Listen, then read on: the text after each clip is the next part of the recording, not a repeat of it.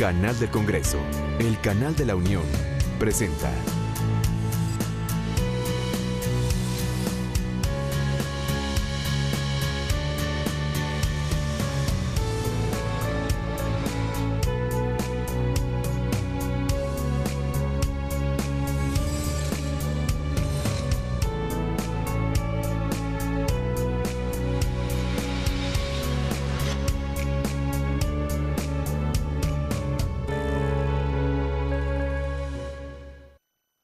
Les invitamos, vamos a comenzar con la mesa titulada La política de drogas desde la perspectiva de la salud pública.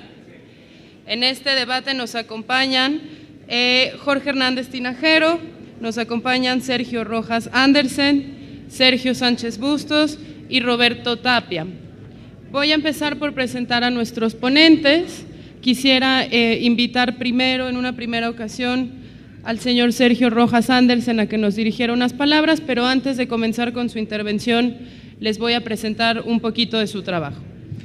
El doctor Sergio Carlos Rojas Andersen nació en la Ciudad de México, en el Distrito Federal, el 28 de marzo del 56, es cirujano dentista por la Universidad Nacional Autónoma de México y maestro en Administración Pública por la Universidad Anáhuac. Ha desempeñado distintos cargos dentro de la Administración Pública Municipal y Estatal, así como diversas actividades políticas y cargos de representación proporcional. Algunos de los cargos más relevantes que ha desempeñado son funcionario municipal en el Ayuntamiento de Ecatepec de Morelos en el Estado de México, subdirector regional de Gobernación de la Secretaría General de Gobierno del Estado de México, diputado local en la 53 Legislatura del Congreso del Estado de México, director general de Gobernación del Estado de México, subsecretario regional de Gobernación del Estado de México, entre otros. Le pedimos por favor al doctor Sergio Rojas que nos dirija unas palabras. Les recuerdo a todos nuestros ponentes que tienen únicamente 15 minutos y voy a ser sumamente estricta con el tiempo. Empezamos, por favor. Muchas gracias. Muy buenas tardes a todos ustedes.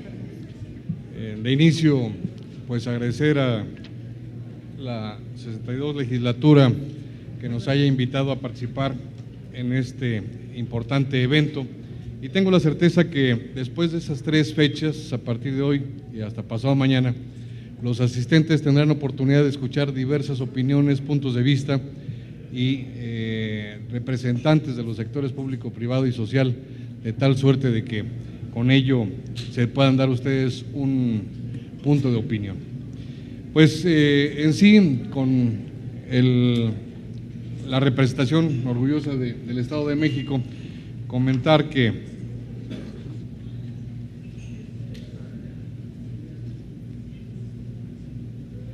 el Instituto Mexiquense contra las Adicciones, al que represento, nace en el 2007 por instancias en aquel momento del señor licenciado Enrique Peña Nieto, actual presidente de la República, que ve como una necesidad urgente de atención de salud pública el poder tener un mecanismo, un organismo que pueda coordinar las políticas públicas y que pueda también realizar los estudios necesarios para poder dirigir las políticas públicas en el Estado al respecto. Es un órgano desconcentrado, tiene personalidad propia y bastante autonomía en lo que se refiere a las actividades de diseño de las políticas en el Estado, y apoyado por la Secretaría de Salud de la propia entidad.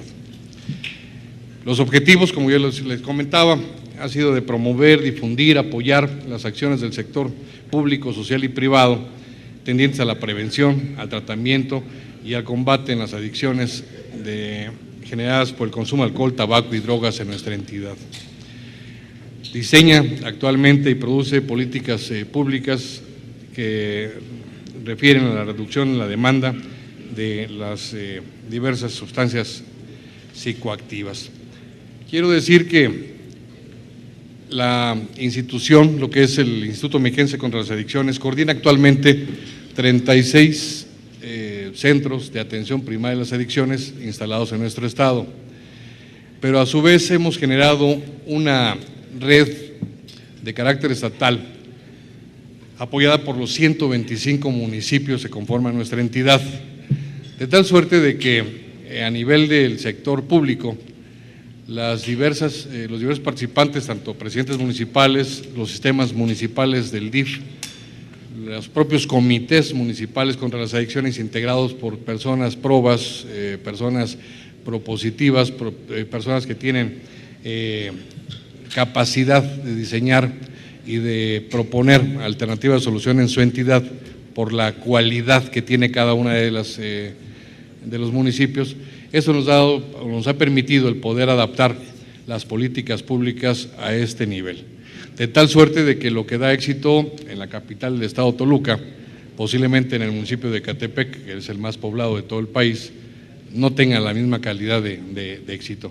Y esto, pues, nos ha dado buenas referencias.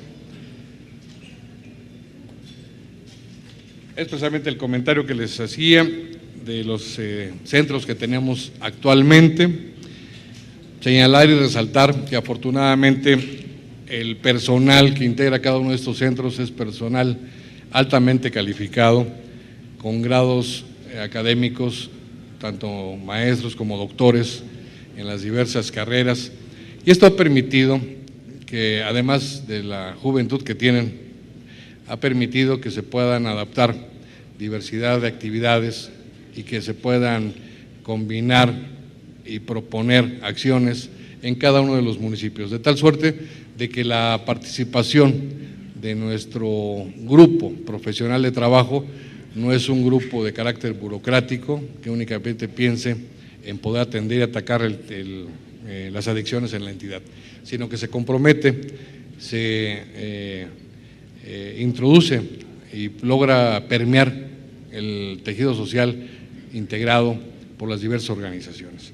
Si a esto le agregamos la oportunidad que tenemos de poder coincidir, de poder atender y de poder compartir con instituciones no gubernamentales, con organizaciones como los centros de integración juvenil, que en el estado contamos con 9 de ellos y que de una manera simbiótica trabajamos de manera conjunta y logramos resolver la problemática. Ellos nos han dado la experiencia, porque cuentan con más de 40 años atendiendo ese tipo de asuntos, nos dan la experiencia, nos dan el apoyo para el tratamiento, participan con nosotros en la opinión y en el diseño de las políticas públicas y generan una sinergia para que otras organizaciones no gubernamentales puedan adoptar el mismo esquema. Aquí refiero rápidamente los municipios en donde encontramos los centros de atención primaria a las adicciones. La zona conurbada, como ven, el municipio de Ecatepec, Nezahualcóyotl, Naucalpan, Tlalnepantla, son los municipios que cuentan con mayor número de centros de atención y que de una forma los diversos paralelos de nuestra entidad están atendidos, abarcando el número de municipios de acuerdo a su densidad poblacional o, en este caso, el mayor número de centros en donde están densamente poblados, de tal suerte de que podamos tener esa capacidad de permear y poder tener libertad de acción. Si a esto le aunamos la oportunidad que tenemos también con otras organizaciones de participación, como el IAPA del Distrito Federal, que dirige nuestro compañero el doctor Rafael Camacho, y que de manera conjunta, como entidades en donde convergen las diversas problemáticas, efectuamos charlas de manera conjunta y hemos tenido oportunidad de coincidir en algunos temas. Hace algunos minutos se hablaba de los inhalables y, curiosamente, tanto para Rafael como para su servidor, después de una serie de estudios y encuestas, nos dábamos cuenta de que el problema de los inhalables crecía, que ya no era una situación de los chicos de calle, de las personas que están trabajando en los semáforos. Ahora ya es un problema a todo nivel, principalmente doméstico, y en el Estado de México, por ejemplo, se da el crecimiento en las zonas rurales, un fenómeno extraño, porque el fenómeno lo considerábamos de grandes urbes, en donde la falta de recurso obligaba a que la gente recurriera a la famosa mona por el bajo costo. pero lamentablemente es un fenómeno de carácter creciente. Y para los que no estaban informados, pues tanto Rafael como su servidor, o sea, el DF y el Estado de México, venimos realizando campaña permanente contra los inhalables. Así es que es un tema que se viene atendiendo con la preocupación y ocupación de muchos. Quiero comentar que en este sentido la campaña permanente ha tenido éxito y hemos logrado revisar de que los costos disminuyen. Las campañas preventivas, para muchos de los que no conocen aquí, a veces en un producto de limpieza doméstico, no necesariamente la marca comercial que hablan del pegamento amarillo, sino un limpiador casero, doméstico, que compra el ama de casa para uso doméstico, puede ser un elemento de intoxicación de un inhalable para un joven, para un niño. Y lamentablemente en las redes sociales se corre toda la información de manera inmediata y se les da propuestas de unos jóvenes a otros de cómo poder efectuar tal o cual consumo para este efecto.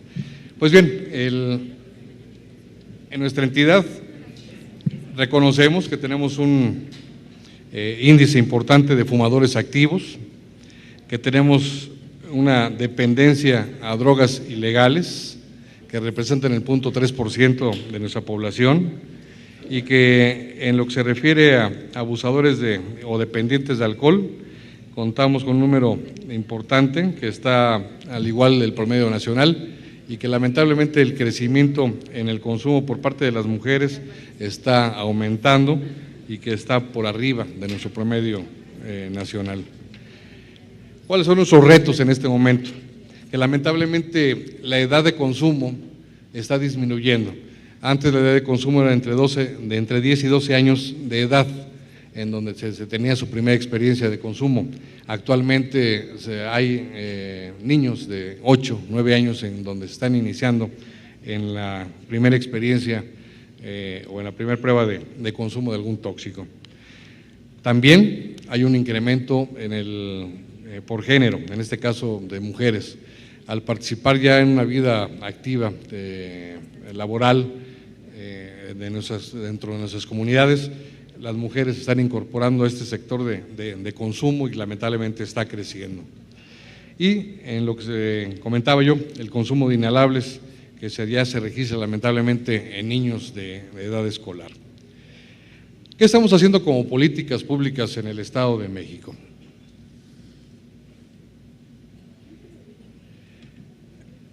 Estamos manejando la prevención en sus inicios de uso de sustancias, como son estrategias de probada eficacia para padres de familia, con referente a talleres sobre crianza positiva, para menores en talleres con habilidades para la vida, campañas de sensibilización, materiales de apoyo y guías técnicas, pláticas y conferencias, promoción de actividades alternativas.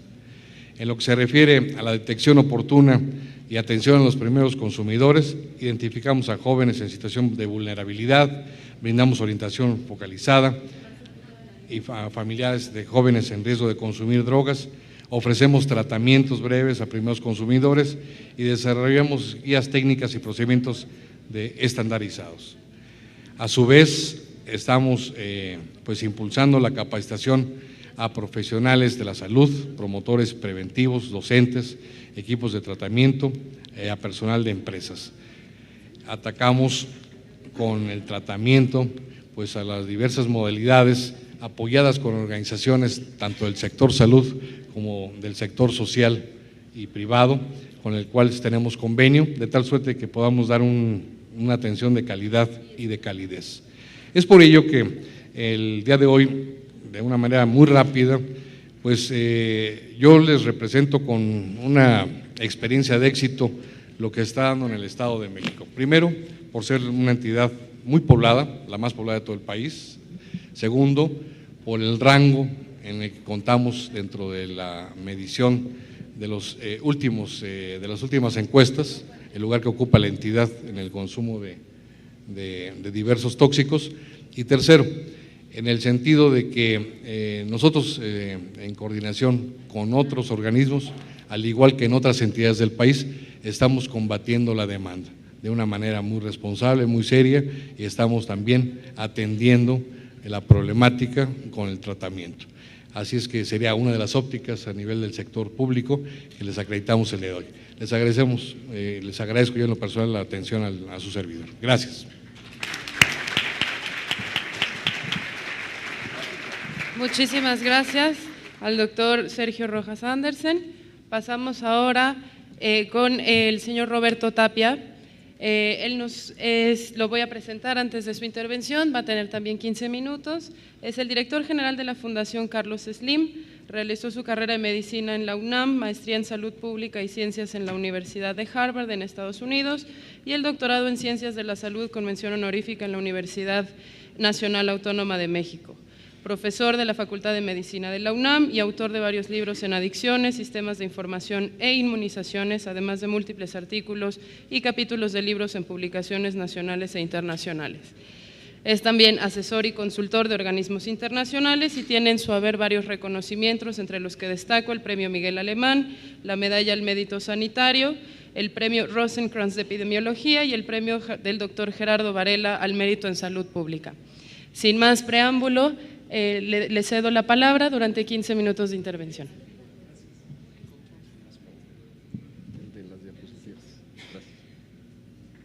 Muchas gracias.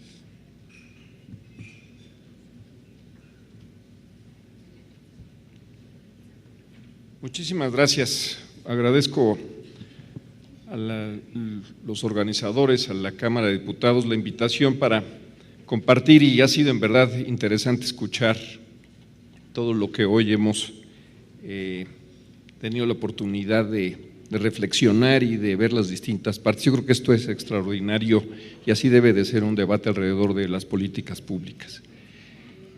Sin duda, mi experiencia está en el campo de la salud pública. No puedo más que coincidir en el tema de la persecución de los individuos como la estrategia que debe de frenar esto. Creo que eso está demostrado y mucho se ha dicho ya hoy. Pero también se argumenta todo este concepto desde el marco de una política pública de salud pública. Y me parecía muy importante el compartir de qué estamos hablando cuando hablamos de una política pública en el campo de la salud pública. Y permítanme primero compartir algunos conceptos en torno a qué es esto de la salud pública, porque con mucha frecuencia la entendemos, pero no la conocemos a fondo.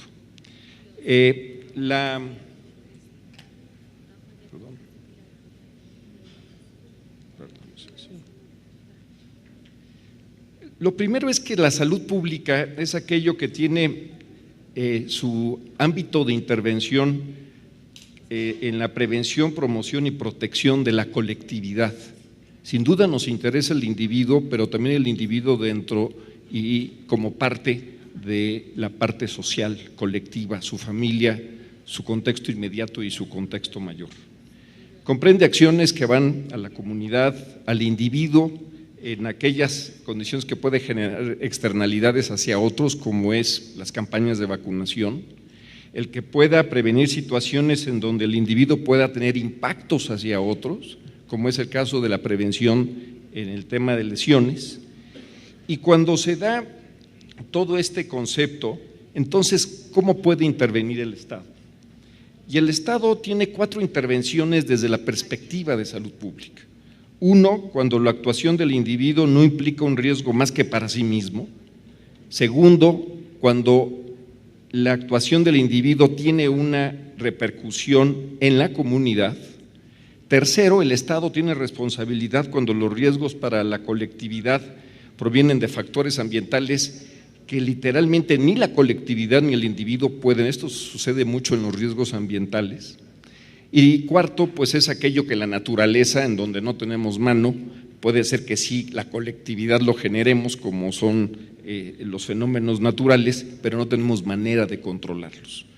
En ese sentido me voy a enfocar al segundo punto, que es cuando la actuación del individuo implica un riesgo para sí mismo ante todo, pero también ante la comunidad. Y cuando hablamos de comunidad estoy hablando de su ente más personal, que puede ser su entorno social y su entorno inmediato, la familia y la comunidad misma. ¿Qué se debe hacer ahí? ¿El Estado a qué está obligado dentro de un marco de política pública en este campo? Efectivamente, es promover toda la información para que tenga la capacidad de toma de decisiones en la medida de que sea didáctica, oportuna y muy clara sobre todo. Prohibir o restringir, así está marcado, en términos de control sanitario o incluso hasta fiscal. Los elementos que utilice el individuo para, así se denomina, autoinfringirse el daño y poner en riesgo a la comunidad, y obviamente puede tener mecanismos de sanción. Pero también el Estado interviene como garante del derecho a la protección de los demás. Eso quiere decir que cuando un individuo está en alguna condición que pone en riesgo la vida de otro, puede intervenir para acotar y limitar ese daño. Efectivamente, omití por el tiempo de preparación, pero hay un tema muy importante aquí de la definición de limitación del daño. Y por último, también se marca la responsabilidad de evitar en riesgo la salud de la comunidad o de la colectividad. Y tenemos en nuestra historia como país dos elementos muy importantes a analizar, y es la evolución del tabaco y la evolución del alcohol. Y me voy a centrar más en ellos, como un ejemplo de lo que tenemos que estar atentos al análisis de una política pública en torno al consumo de marihuana. Y aquí permítanme expresar un poquito mi confusión, porque por un momento hablamos del tema de la regularización hacia el consumo de la marihuana, pero por otro lado hablamos de la despenalización del consumo de drogas. Yo creo que tenemos que tener muy claro de qué nos estamos refiriendo, porque si vamos a atacar la violencia, pues entonces creo que tenemos que evitar como argumento de la violencia hablar de política en salud.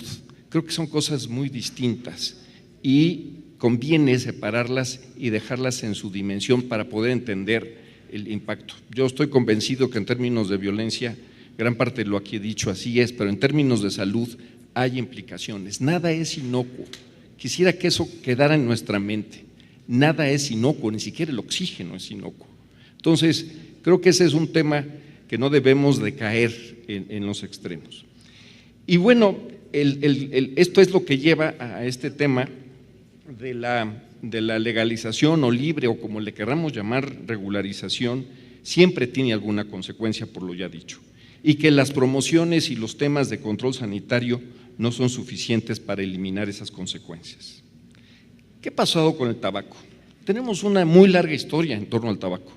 Esto viene desde, recuerden, México es desde la parte prehispánica, después en el siglo XVI se introduce en España, el tabaco es conocido después a nivel mundial, y en el siglo XIX se formaliza el negocio de la producción, comercialización y consumo del tabaco, con la industria tabacalera que hoy conocemos.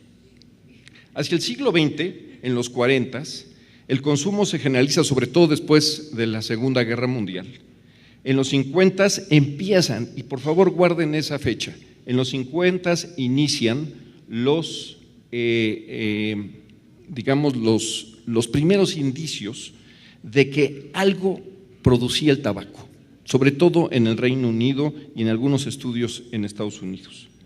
Después hay unos estudios adicionales en 1980 en Japón, y en 1986 se empieza ya a reconocer que esto tiene algún fondo y se genera el programa de tabaquismo que empieza a dar la normatividad para regular el consumo de tabaco. Hasta entonces, literalmente, era de libre utilización en el país. En 1988, México presenta y hace una primera encuesta de adicciones para medir, bueno, qué tanto consumimos, etcétera, con todas las dificultades que tiene el tener información. Quisiera yo nomás decir, tampoco estigmaticemos a las estadísticas. Las estadísticas están ahí, incluso las usamos para comparar lo bueno y lo malo. Entonces, ahí está la información, es lo que se genera a través de la sociedad, sean instituciones públicas o privadas. y creo que no necesariamente por ser información un tanto que no va con mi ideología, la voy a desacreditar. Hay investigadores que han dedicado su vida al estudio de las adicciones y creo que lo hacen con todo el profesionalismo y la ética. Entonces tampoco debemos de desacreditar algo que, por cierto, México es de los países con los sistemas de información más sólidos en el tema de adicciones, con sus defectos y virtudes, pero ahí están y nos han permitido estudiar paulatinamente la tendencia que esto ha tenido. En 1990, fíjense, 1950 empezó y en 1990, 40 años pasaron para tener ligado desde la perspectiva epidemiológica una causa-efecto entre el consumo de tabaco y las enfermedades cardíacas y el consumo de tabaco. En 1990 se agrega al estudio de las encuestas un sistema que hace, digamos, la película del consumo, utilizando informaciones bastante buenas hoy en día en torno a las tendencias del consumo de tabaco. Después, en el siglo XXI, se da en el 2003, empieza este gran movimiento de la OMS contra el tabaco, creando este marco, el convenio marco para el control de tabaco. Aquí hay muchos actores que participaron activamente en ese proceso. El 2012 México firmó ese convenio marco, fue uno de los primeros países en hacerlo, y lo más interesante es que el Senado de la República lo ratifica como convenio marco, siendo el primer país occidental en ratificarlo. Es decir, la responsabilidad del legislativo en este caso lo aceptó de inmediato y tomó la evidencia de una organización pública, multilateral, pero sustentada en investigadores muy bien acreditados y muy bien documentados. En el 2008, el 4 de mayo, se da ese cambio en el Distrito Federal. El Distrito Federal tuvo una dinámica muy acelerada en el tema de la protección de la salud a los no fumadores, para que después, en el 2008, el 30 de mayo, junto con la Ley General para el Control del Tabaco, y después en diciembre se publica el acuerdo para el tema de meter las fotografías y las leyendas de advertencia. Es decir, se genera el conocimiento, se generó una ley que permitió decir no lo consumas tan a la libertad, hay consecuencias, y empiezan a tener esa información y a generar, digamos, barreras hacia ese consumo. Y si bien no se generó una ley para colocar desde la parte policíaca, sí se empezó a generar algo que es la estigmatización del consumidor de tabaco. Y eso yo siempre, si bien creo que es importante la prevención, nunca debemos llegar a estigmatizar a un consumidor por ninguna manera. Pero en el caso de tabaco sí hemos llegado a estigmatizarlos de alguna forma, a pesar de no haber tenido esa intención.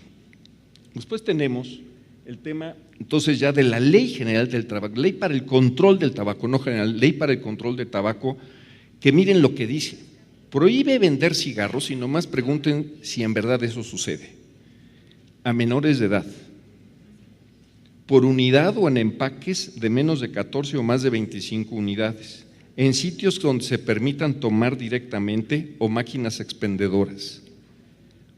Pues hoy encontramos en las calles de la Ciudad de México personas que, podado el tráfico, pues pasan ofreciéndote el cigarrito. Entonces, no necesariamente, y esto es bien importante marcarlo ahorita, tener una ley o tener un elemento significa que allá afuera en la calle suceda. Y después regreso a esto.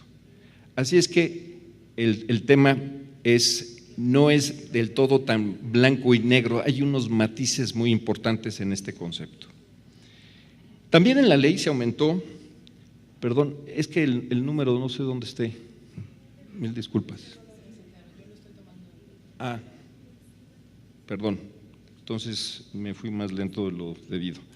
Bueno, no voy a insistir en el tema, las consecuencias las voy a pasar aquí, lamentablemente.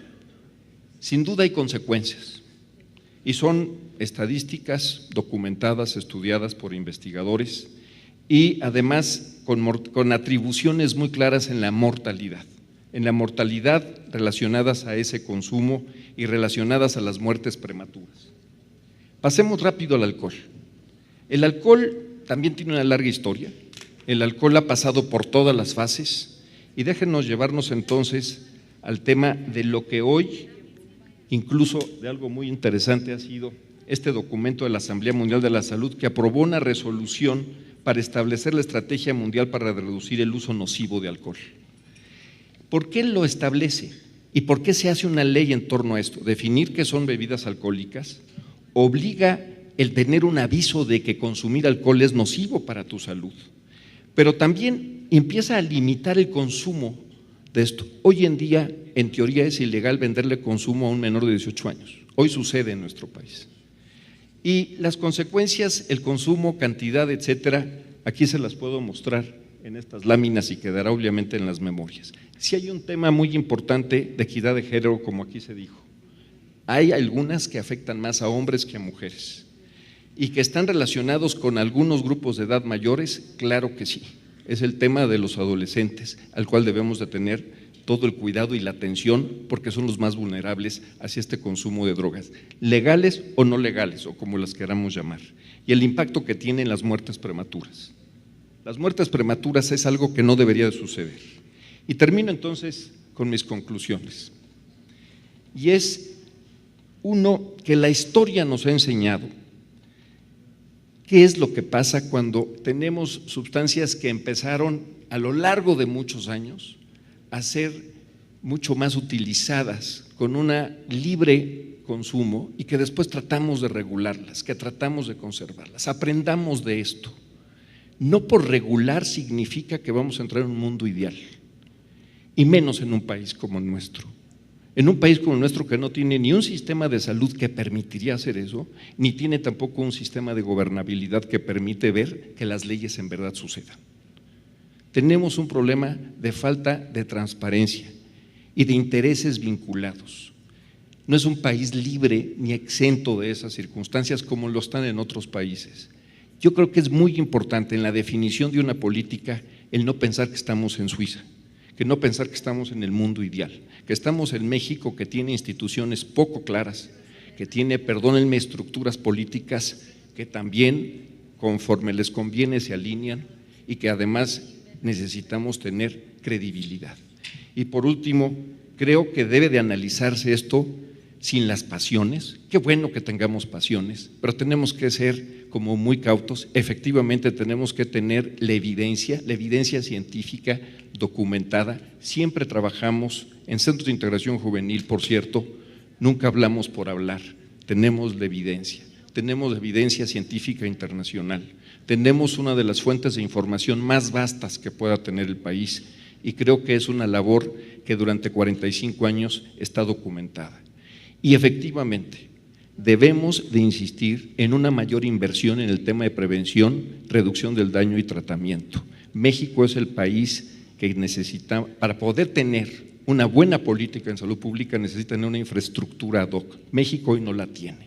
Y efectivamente han crecido muchos grupos que están ahí por una ausencia de inversión en el sector público o de apoyo o regularización hacia el tema de los privados. Y los privados voluntarios, espontáneos que salen en las colonias, que lo hacen por humanismo, algunos no tanto, algunos más por explotación, pero creo que es indiscutible que en un planteamiento de política pública vaya acompañado de la inversión necesaria para hacer congruente esa política pública. Muchas gracias.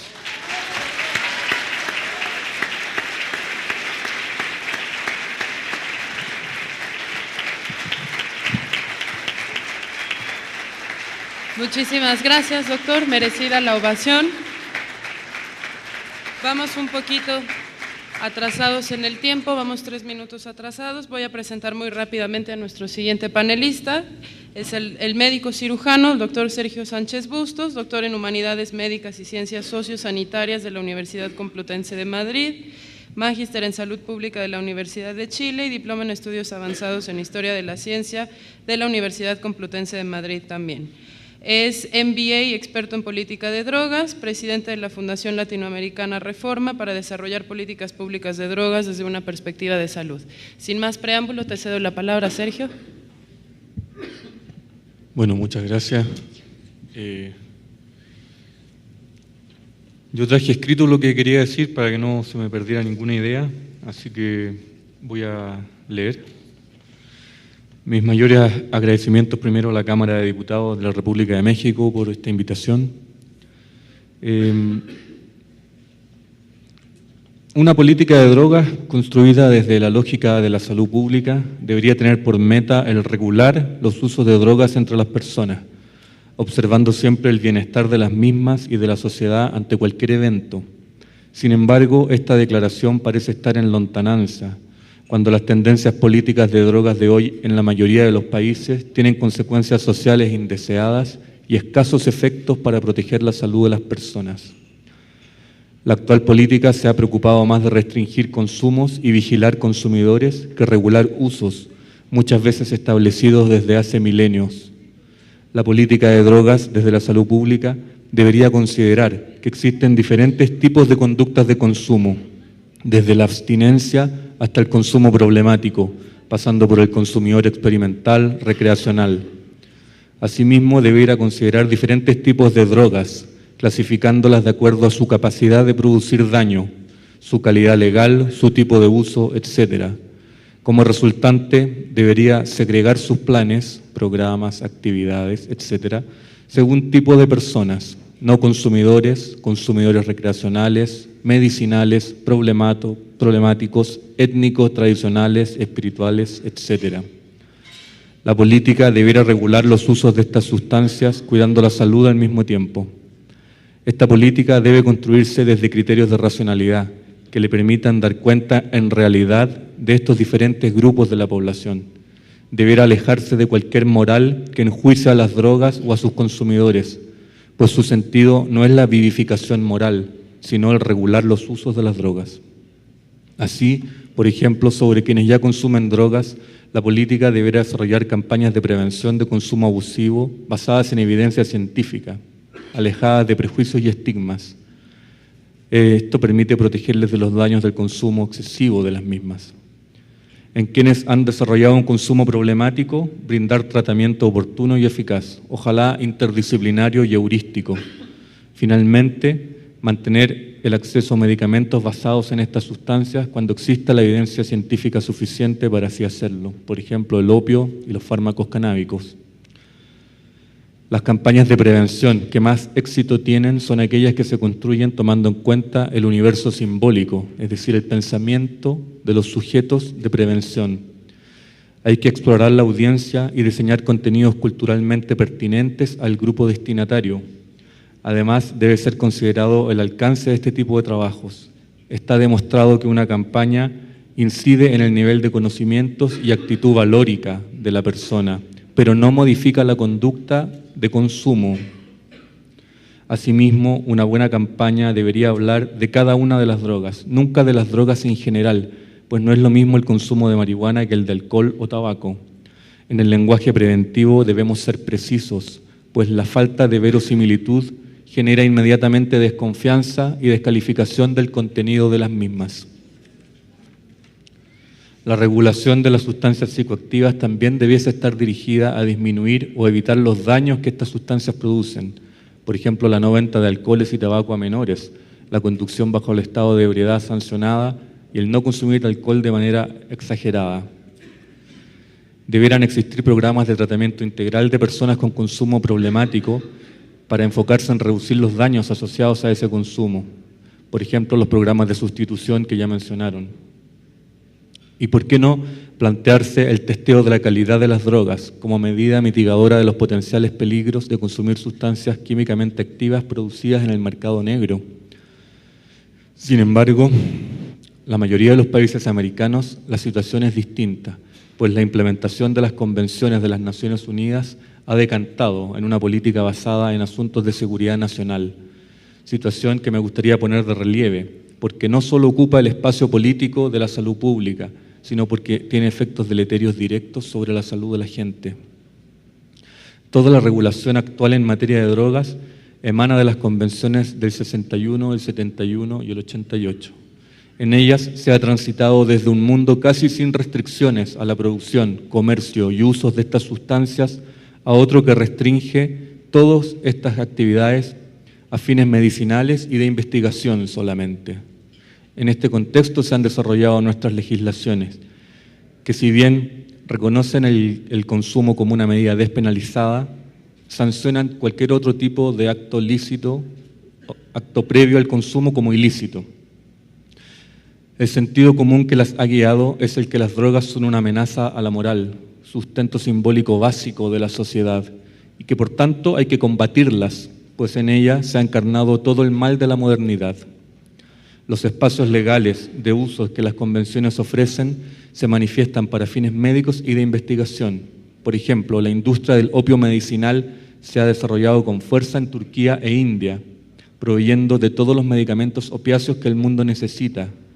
El uso médico de estas sustancias debería estar regulado conforme a las pautas de regulación que las mismas convenciones de Naciones Unidas permiten, que se traducen en restricciones médicas de difícil elusión. El espacio que brinda la regulación internacional no permite dar cuenta de los otros usos de las sustancias psicoactivas de manera fluida y transparente.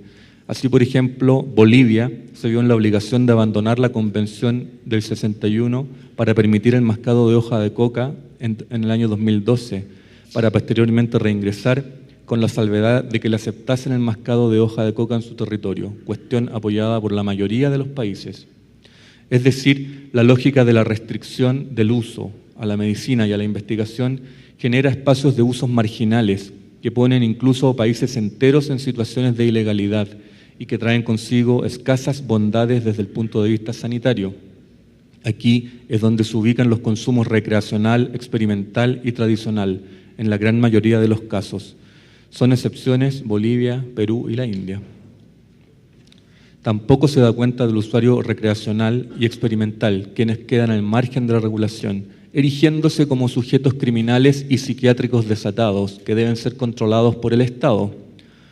Por estas razones, desde la década de los 70, algunos países europeos han cuestionado la lógica de la prohibición relacionada con las drogas, despenalizando de facto el consumo, cultivo y porte de drogas en circunstancias, cantidades y para cierto tipo de drogas, al mismo tiempo de utilizar intensivamente las prescripciones que las convenciones establecen, sobre todo en cuanto al uso medicinal se refiere.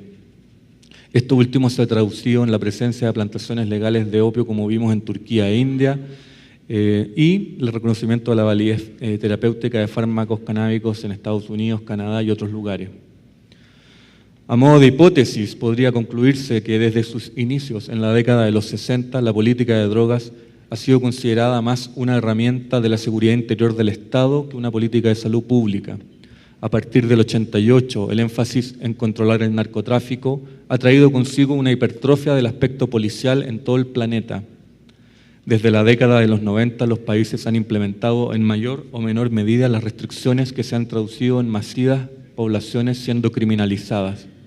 Y esto en ingentes esfuerzos por vigilar, por ejemplo, escuchas telefónicas, capturar y castigar a quienes desafíen la ley de drogas.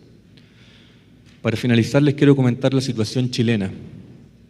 Como resultado de lo anterior, en Chile se detienen por concepto de la ley de drogas 80.000 personas al año en promedio, de los cuales el 80% son por porte y consumo en lugares públicos.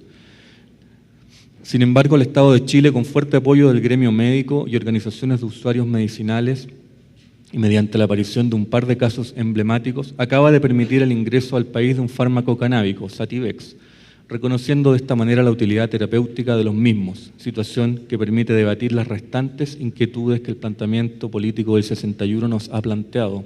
Estas tienen que ver con aspectos que comúnmente interrogan al ámbito legislativo de nuestros países, como el acceso a estos fármacos, el reconocimiento de otras formas farmacéuticas que permitiremos, etc. Una de las principales complicaciones que tiene la actual legislación chilena es que el consumo está despenalizado, pero todos los demás actos relacionados con el consumo están penalizados como faltas o delitos. El gobierno actual está organizando una comisión de carácter nacional con el objetivo de desarrollar una propuesta de marco regulatorio para los usos medicinales de los fármacos canábicos. Pareciera que el destino institucional chileno para la regulación de las drogas será la separación de funciones entre salud y seguridad, adquiriendo el primero la preponderancia que se merece cada vez más. Finalmente, en el año 2012 se presentó un proyecto para regular el cultivo de cannabis para uso recreacional, patrocinado por senadores socialistas, Rossi y Lagos Weber, Asimismo, se han presentado durante estos días un par de proyectos de ley de bancadas políticas distintas en la Cámara de Diputados para regular el autocultivo de marihuana, es decir, cultivo personal, uno, y el otro para el consumo medicinal de la cannabis. Todo parece indicar que la política de drogas gradualmente incorporaría los conceptos de la salud pública, dejando de lado la óptica criminal y psiquiátrica para dar lugar a una que pondera los derechos y cuidados de las personas. Parece que ha llegado el momento de reparar los errores históricos, entregando a nuestras poblaciones políticas basadas en lógicas sanitarias y construidas a partir de los derechos humanos, y dejar de criminalizar innecesariamente, transformando a los sujetos de la marginalidad a quienes permanecen fuera del estrecho circuito de regulación que hoy se nos presenta. Muchas gracias.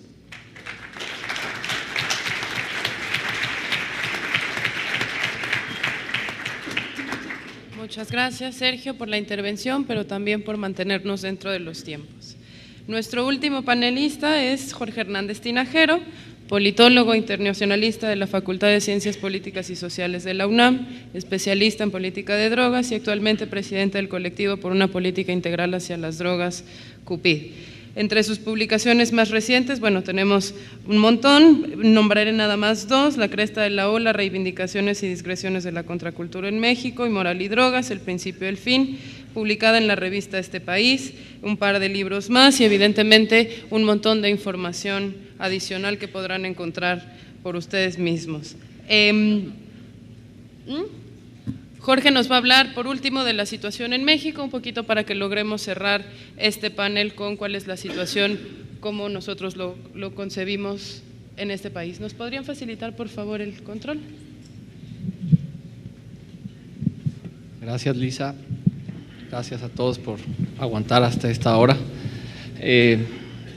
También gracias a Fernando Belanzarán, a la comisión encargada de este importante debate. Como siempre, es de nuestro máximo interés participar y demostrar que, bueno, somos una sociedad plural que tiene distintas formas de ver las cosas. Esperemos que la plática que voy a dar sea constructiva en este sentido. Tiene que ver con los asuntos relacionados entre la salud y las drogas, en donde hay muchos conceptos que suelen confundirse, que suelen utilizarse para unos propósitos que no necesariamente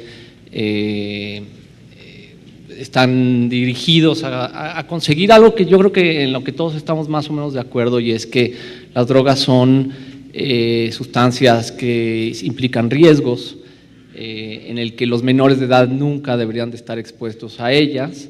Sin embargo, sí creo que hay diferencias importantes en cómo lograr esto y cuáles son los principales éxitos y obstáculos que hemos observado con lo que hemos hecho hasta ahora. Básicamente empezaría diciendo que hay que quitar algo de la cuestión moral hacia las drogas. Uno de los principios de la bioética, el doctor Ricardo Tapia lo ha mencionado varias veces, es que si existe una sustancia con potencial benéfico para la vida humana, esta debe ser investigada y debe de ser utilizada. La cosa es cómo, digamos, regulamos ese uso, pero no existe una relación entre sustancias buenas o malas per se, sino la forma en que regulamos y las entendemos. El problema de la salud pública, muchas veces relacionada no solo en México, sino en parte del mundo, es que verdaderamente ha sido una moral privada convertida en una política pública. Y cuando una moral privada, que puede ser respetable, no todos tenemos que estar de acuerdo en ella, sin embargo, supone el deber ser y no necesariamente atiende a lo que realmente es. Esta moral privada, por ejemplo, que está desde las convenciones internacionales, es una moral que, por ejemplo, determina que todo uso de drogas, si no tiene fines científicos o de investigación, es un uso indebido. Y no se entiende por qué, en ese sentido, cuáles son el papel en estas convenciones que no están incluidas del alcohol y del tabaco. No sé cuál sería el uso médico del alcohol o del tabaco, o por qué no entra también dentro de ese paquete. Entonces, lo que tenemos que entender es que hay una división también moral de las sustancias que tiene antecedentes históricos importantes, que representa corrientes de pensamiento más grandes o más amplias que las meras drogas, pero en las que las drogas quedan en medio, y entonces los sistemas regulatorios, al estar enfocados hacia un deber ser, hacia una moral privada, muchas veces encuentran, digamos, dificultades en la práctica para el ejercicio de la política pública. En cuanto al consumo en México, datos muy básicos. Por ejemplo, la Ciudad de México, el mayor mercado de todas las drogas en el país. Vemos que son mercados relativamente estables, lo que puede decir que muchas veces las políticas públicas en las drogas tienen poca incidencia realmente en lo que sucede en el consumo. Si el hecho de que esté prohibido no quiere decir que no se consuma. El hecho que esté regulado tampoco necesariamente quiere decir que se consuma más, sino se puede consumir de una forma distinta. Aquí la tabla lo interesante que dice es que en los últimos años ha habido un cambio cualitativo en las sustancias que se consumen. Y lo que estamos viendo es que se ha duplicado. No solamente ha disminuido la edad de inicio, que es donde está el principio, digamos, epidemiológico de importancia, no la legalidad la legalidad o ilegalidad, sino el tipo también de drogas que están consumiendo. Y lo que vemos es que hay un amplio crecimiento de los estimulantes de tipo cocaínico y anfetamínico que representan un problema de salud público muy distinto al que representa, por ejemplo, la marihuana. Ya se ha dicho aquí, es necesario diferenciar entre las drogas, entre ellas mismas. No, esta división artificial entre legal o ilegal en la práctica resulta confusa para la aplicación de la política pública y muchas veces la hace más ineficaz. ¿Cuáles son en realidad los focos legales en términos de salud pública en México en relación a las drogas? La verdad es que es lo que la OMS ha dicho. El alcohol en primer lugar, la Organización Panamericana de la Salud dice es el elefante en la habitación. Es decir, todos los demás problemas relacionados con drogas son menores en comparación al alcohol, por lo menos en nuestra región. Y esto no es menor. Luego sigue el tabaco y en nuestra sociedad en lo particular los disolventes inhalantes, que ya se ha hablado de ellos. Todas estas son sustancias legales, de algún modo u otro. No necesariamente las inhalantes son industriales, pero se utilizan por su psicoactividad. Sin embargo, lo que estamos viendo aquí es un mercado ilegal de productos legales destinados a usos ilegales que no consideramos muchas veces al revés. Es decir, muchas veces cuando la sustancia es ilegal sí le damos importancia y cuando la sustancia sí es legal, pareciera ser que obviamos el asunto de que los mayores de edad permitimos que los menores de edad tengan acceso a estas sustancias, incluso los alentamos, les enseñamos a beber, los enseñamos a hacer. Entonces, aquí lo que podemos ver es que hay incluso, digamos, podría ser tipificado delitos contra la salud, todos aquellos adultos que facilitan el consumo de los menores de edad. Y es algo que no solemos ver, decimos, ¿es la marihuana la que empieza el asunto? No, no es la marihuana. Si hay niños de 11 o 12 años que empiezan a consumir alcohol y tabaco con la anuencia de la cultura y de la sociedad, muy poco podemos esperar de drogas ilegales conforme avance el consumo de estas sustancias. El segundo gran problema, digamos, real problema de salud pública en México tiene que ver con los estimulantes de tipo cocaínico y anfetamínico, que son toda una tendencia en esta región. Nosotros ahora estamos haciendo un estudio específico sobre cocaínas fumables en la Ciudad de México y lo que vemos que es una tendencia realmente fuerte, en la cual además tienen injerencia grupos delictivos, por ejemplo, los que controlan metanfetamina, cuyos precursores son más baratos, es más fácil de sintetizar y es más fácil de obtener que la cocaína como droga de base para construir otras cocaínas fumables. Y también es necesario entender que hay un desbalance en cuanto a la necesidad de drogas que tenemos. Los tratados internacionales dicen que digamos, son creados para evitar el uso indebido. Sin embargo, también para garantizar lo que se conoce como medicinas esenciales. Y en este caso, en el caso de México, el control del dolor a través de opiáceos es realmente muy bajo. Hay muchísima gente que en la atención pública tiene muy poco acceso al control de dolor, sobre todo para enfermedades terminales, por una serie de razones. Pero lo que hay que un poco señalar es que México, siendo, según la UNODC, el tercer productor ilegal de opio en el mundo, tenemos el acceso número 97 en el mundo a control de dolor a través de opiáceos. Entonces aquí vemos que hay un desbalance en la política pública por razones diversas, pero que está ahí y que son una realidad muy dolorosa para mucha gente en el país. En relación a las políticas públicas, ya se ha dicho aquí, tenemos una tolerancia hacia las actividades ilícitas en relación a las drogas legales. Es decir, no castigamos, se ha hablado del tabaco suelto, por ejemplo, que es un gran problema. la venta de alcohol a menores. Sin embargo, esto no quiere decir que la prohibición del alcohol y el tabaco vaya a funcionar mejor para detener este fenómeno. Si nosotros sí pensamos que es mejor una mala regulación a la regulación que ofrecen solamente los grupos delictivos y el lucro, y por lo tanto el Estado tiene obligación de estar en estos mercados, algo que, digamos, bajo un esquema de prohibición está impedido de hacer. Los mercados de drogas ilegales son controlados por el crimen organizado porque el Estado no tiene ninguna injerencia en ellos, es decir, deja ese control a aquellos en los que el lucro y la falta de probidad y la capacidad de venderle a quien sea, pues no tiene límites. También hay un error, y es que en las drogas ilegales todo uso se considera abuso, cuando aquí ya se ha hablado de cómo solamente menos del 10% de los usuarios de drogas presentan usos problemáticos. Aquí es importante resaltar eso porque muchas veces se habla de prevención y de tratamiento y se obvia que en prevención la política está dirigida a la abstinencia absolutamente, pero cuando esta falla, no necesariamente aquella persona que usa se convierte en un enfermo con necesidad u obligación de ir a tratamiento. 90% de los usuarios de drogas no tienen estos problemas y lo que tienen es un problema con la ley más que con otras circunstancias de su propio consumo. Entonces, el considerar todo uso como abuso coloca y estigmatiza al usuario, ya sea o como un delincuente o como un enfermo. Como digo, se enfatiza en prevención y tratamiento y se obvia la reducción de riesgos y daños, que es una política pública que está en diversas leyes y que a lo que se enfoca es, si ya se usa, cómo usar mejor para que te cuides tú y cuides a los demás. El intercambio de jeringas, el alcoholímetro, de los cuales se pueden mejorar todavía muchos controles, son medidas de reducción de riesgos y daños y el Estado mexicano ha explorado muy poco por este lado. Y lo único que ha dejado es o te abstienes o eres un enfermo, y eso no funciona en la realidad. Perdón, es que no veo bien desde aquí. Desproporción hay una evidente desproporción en la relación de recursos destinados a la salud y a la seguridad en términos de drogas. Es muy amplia y ya se ha mencionado aquí, es otro de los puntos de acuerdo en los que todos estamos. Se necesitan más recursos, mejor dirigidos y también equilibrar cuál es el verdadero interés del Estado en intervenir en la política de drogas.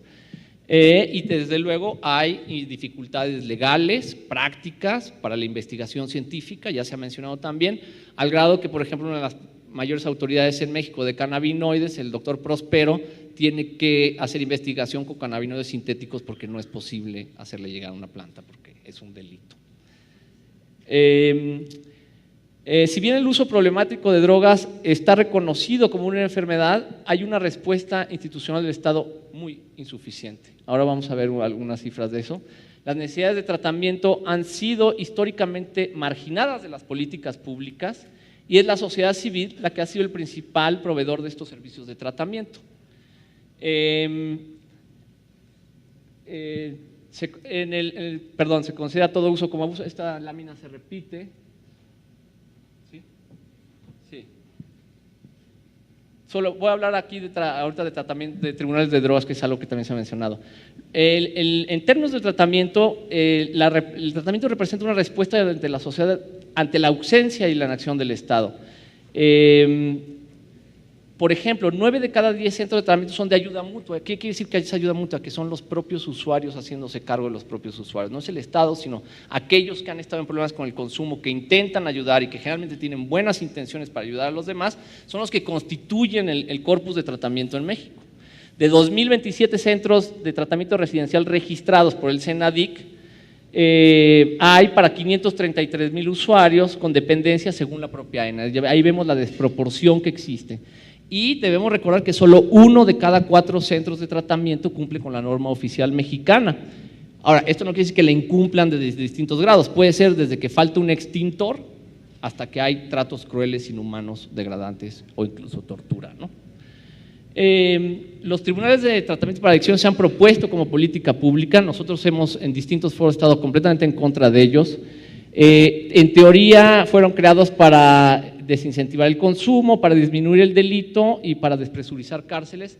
En ninguno de estos supuestos se ha comprobado mínimamente en el experimento que hay en Nuevo León, en donde en 4 años de operación ha habido 42 egresados, una cosa así, es decir, no creo que solucione un problema de salud pública. Y en cambio, dicen cambiar cárcel por tratamiento, dicen el usuario no debe ir a la cárcel. No debe ir a la cárcel, no está prohibido en la legislación. Y de hecho el tratamiento es un derecho, sea uno un delincuente o no. Aquí el problema con los tribunales de drogas es que el delito que comienzan a considerar que es para el primodelincuente, que es un delito no violento, es un delito consustancial al consumo, que es la posesión. Entonces, de hecho, lo que se está haciendo es crear un sistema de tratamiento obligatorio con un sistema de excepción jurídica que estigmatiza a toda una minoría de usuarios de drogas en México, que por cierto, me parece grave que se haya dicho que aunque como los usuarios de drogas somos una minoría, no tenemos derechos como los demás, es decir, ¿para qué entonces poner rampas para sillas de ruedas si la gente es una minoría? El Estado no debe darse cuenta de ellos. No es cierto, las democracias modernas significan la convivencia entre distintas minorías y el ejercicio de los derechos de todos. La ENA, también es necesario decir que los instrumentos para construir una mejor política de drogas en el país y hacia la salud pasa por tener mejor información. Esto que está aquí escrito no es mío, es el estudio más reciente que se ha hecho sobre las encuestas nacionales de adicciones en el CIE de Aguascalientes por la doctora Villalabate, en el que se habla de la confusión que existe entre uso, abuso y dependencia, entre las políticas de prevención y que hay claros rastros todavía de estigmatización del usuario al confundir todo uso con abuso. La clasificación de las sustancias sujetas en nuestro sistema legal proviene de un ordenamiento internacional en donde ha sido la moral, unas definiciones morales antes que científicas las que han establecido qué sustancias deben de estar bajo fiscalización. Si bien la OMS ahora acaba de hacer un llamamiento internacional a la descriminalización de todo tipo de drogas, no solamente de la marihuana, sino el uso de todo tipo de drogas, y el marco legal que tenemos actualmente es muy rígido y es poco flexible para entender las realidades actuales. El caso de la aparición de las nuevas sustancias psicoactivas es muy patente, no tenemos ningún marco legal y la desregulación es completa, nadie sabe qué hacer todavía. La ley criminaliza al usuario a pesar de que, que el uso no está penalizado. Como se dice aquí, no es penal, no era penal, pero se comete una infracción en una infracción se convierte en un delito. Supongamos que una persona está bebiendo en la calle cerveza y es presentado ante el Ministerio Público porque está cometiendo una infracción. ¿Sí? Lo que sucede, la diferencia entre drogas y la cerveza, es que a la persona que llega ahí por cometer una infracción pública no se le acusa de posesión de cerveza y en cantidades tales para que sea distribuida como si fuera un delito de mercado. Es algo que se comentaba hace rato. Entonces aquí el problema es que el uso consustancial, todo acto consustancial al uso es criminalizado y de esa manera se criminaliza el consumo diciendo que no está prohibido o que no es criminalizado. Eso, por supuesto, desvía recursos del sistema de justicia y del sistema de salud. Sí, es que no puedo leer, pero bueno, ahí está la última parte. Reducción de riesgos y daños. Bueno, hay programas afortunadamente de HIV y hepatitis de intercambio de jeringas en la frontera norte, deberían de extenderse a otras partes del país, ya se necesitan más recursos. Nosotros hacemos análisis de sustancias, que es un acto nuevo en nuestro país, hacemos que los usuarios nos den sus sustancias, las analizamos para ver qué adulterantes tienen, algo que nadie hace en este país, y lo que hemos encontrado es que con servicios como este, el 85% de los usuarios detiene o modera su consumo al conocer qué es lo que realmente está en la sustancia que supuestamente compraron. Cualquiera que quiera más información sobre este servicio se lo podré dar después. Y las propuestas de, alternativa a reducción de riesgos y daños, mejoran los sistemas de control de las drogas legales, análisis de sustancias, y nosotros proponemos asociaciones de cultivo en términos de marihuana para separar los mercados de la marihuana del resto de otras drogas que tienen otras implicaciones sociales y de salud mucho más importantes. Yo creo que hay que finalmente terminar con esto. Hay varios malos entendidos en el debate. El primero de ellos es que la regulación significa más disponibilidad, especialmente para menores. Esto no es cierto, la disponibilidad para menores ahora es absoluta, la prohibición no sirve. No todo uso es abuso. La marihuana no necesariamente es la puerta de entrada a otras drogas, el alcohol y el tabaco desde edades tempranas es mucho más probable que lo sea, y que el consumo de drogas conduce al delito. Esto, la verdad, no ha sido demostrado nunca.